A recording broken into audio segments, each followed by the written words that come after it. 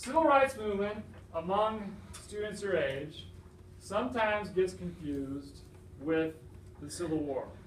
Okay, two very, very different things, 100 years apart.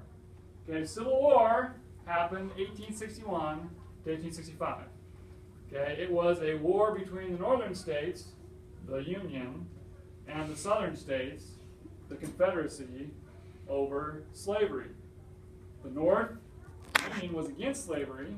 The South, whose economy depended on slavery, wanted slavery, and so they broke off, seceded from the Union, and fought a war over this problem of slavery, what to do with the slaves. Okay, and that was, again, 1861, 1865. Who won the Civil War? Anybody remember? Okay, us, who is? The Union, yeah, the North, okay? So, big difference between the Civil War and the Civil Rights Movement, which came nearly 100 years later. Okay, the Civil Rights Movement was in the 1950s and 1960s, and basically, in a nutshell, it was non-whites, African Americans were at the forefront, okay? Non-whites fighting for the rights they deserved, like voting rights, like school integration, meaning, hey, blacks and whites, non-whites and whites can go to the same school, okay, and can drink from the same drinking fountain and use the same restrooms. Yes, that was, and ride the bus wherever they want. Exactly, those kind of rights. Okay, after the Civil War, we had a period called Reconstruction, okay, 1865, 1877. During Reconstruction, okay, blacks, okay, former slaves, were freed, number one, became United States citizens, number two, and were given the right to vote, number three. And these came from three constitutional amendments, the 13th, the 14th, and the 15th. You don't need to know that, but I'm just saying, that's where it came from. So they also started receiving other things that they didn't enjoy as slaves, including education, okay, and being part of the political process. So you see black education here, depiction of that. And then right here is one of my many historical heroes, John Roy Lynch, who was a congressman, an African-American congressman from Mississippi, who came into office during Reconstruction and served for 20 years. I don't know how he held his seat that long. You know, he was in his seat even after Reconstruction ended, which I'll talk about right now. Okay, so 1877, okay, Reconstruction ended. Okay, the northern states who were pushing for Reconstruction, they were the anti-slave states, okay, became disenchanted with it after the economic depression of 1873 and other things, okay, including the extreme resistance of Southern white Democrats, especially, to this program that gave blacks these rights that the Southern whites did not want. And Ku Klux Klan was a good example of this opposition towards it. Ku Klux Klan was the first domestic terrorist organization, you could say.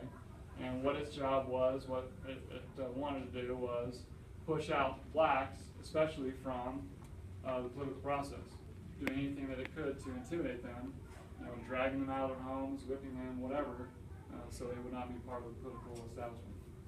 Okay, and Reconstruction ended in 1877, which essentially gave the South back to the Southern white Democrats in exchange for a Republican president.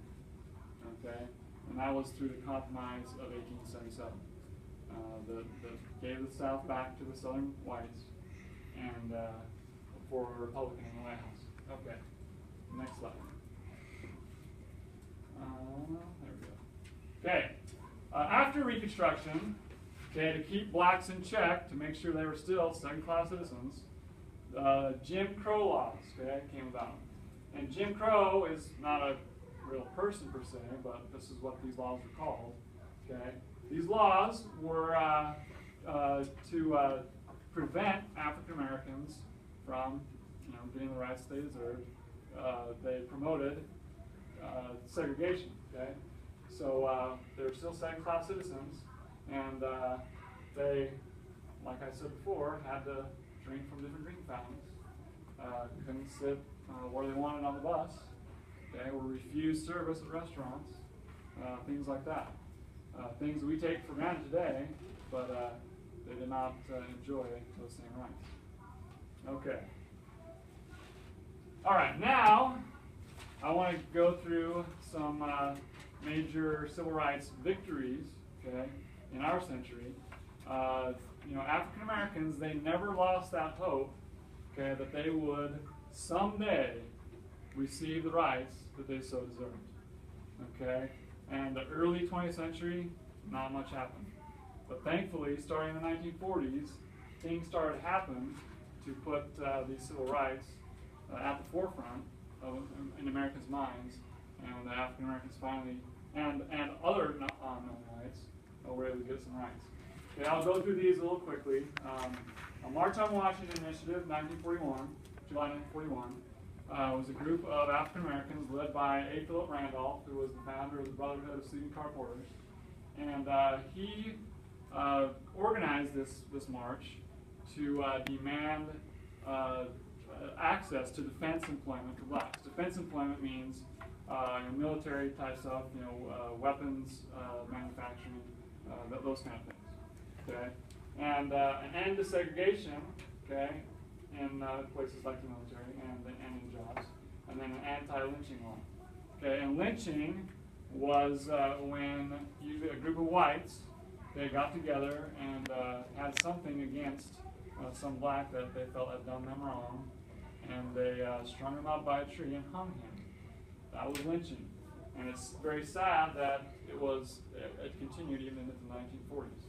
Okay, so that was part of it. And Franklin Delano Roosevelt, okay, his administration was shaking in their boots at the thought of these African Americans marching on Washington. Okay, so he gave in, thankfully, with this executive order 8802, and first of all issued to persuade the march to be called off, which it was. Okay, and then it banned discrimination in defense jobs, like I was saying. And established this Fair Employment Practices Commission, FEPC, okay, which monitored compliance, okay, but made sure that blacks could have access to these jobs. And even this organization's existence marked a significant shift in public policy. Okay, it was the first federal agency to campaign for jobs for blacks, and it was essential in helping blacks get those jobs they wanted, like I said, in the plants, in the military plants, and on the shipyards. Okay, all right. Okay, so in the 40s, going off this FEPC thing, okay, Northern states established fair employment practices, 11 of them. So that was a big deal. Okay, also, and this is huge, okay, desegregation of the armed forces in 1948. Okay, up until then, okay, African Americans, non-whites, had menial jobs. Most of them couldn't fight on the front lines or anything. Okay, so the Korean War, 1950-1953, became the first war that for an integrated army. Okay, first time that African Americans, Asian Americans, whoever, were fighting right alongside white Americans. Okay, kind of sad that it took that long. All right, next. Okay. Another big time thing here in the 1940s is the integration of Major League Baseball, with Jackie Robinson being the first African American to play in the major leagues. Okay, baseball, America's pastime. Okay, everybody loved it, and so it was a big deal that hey, African American is going to make it in there. And Branch Rickey, who's the manager of the Dodgers, he was looking for a player. An African American player to put on his team, and he wanted one of character. And he saw that Jackie Robinson would be his man. Okay, Jackie Robinson kind of had a civil rights past. He was tried and acquitted of insubordination when he refused to get off his seat on the bus when he was serving in World War II in the Army. Okay, but he made a promise to Branch Rickey that he would not retaliate at racist taunts, even from his own teammates, but also from obviously players, fans, and he didn't. Okay, movie 42, if any of you seen it, great movie. Okay, great movie that shows that firsthand. I'm going to show you a couple of clips from it. Okay, so won Rookie of the Year in 1947, huge deal. Okay, and then his success in baseball led to the demise of the Negro Leagues, which is where African Americans were had to play because they couldn't get into the majors. So big deal here. Okay, cut it please. All right. Okay.